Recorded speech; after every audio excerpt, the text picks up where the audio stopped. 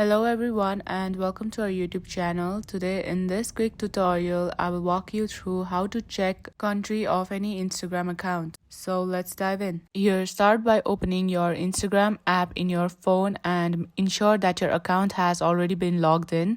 Once you're on the dashboard, tap on the search-like icon present on the bottom toolbar right aside the home icon. Now tap on the search bar and enter the username of the account that you would like to check the country for. Then tap on it. Now once you're on the profile, tap on the three dotted like icons present on the top right of your screen. Here select about this account.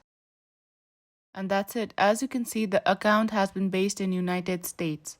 So this is how you check the country of any Instagram account. If you find this video helpful, please don't forget to like, share and subscribe our YouTube channel for more amazing content. Thank you for watching.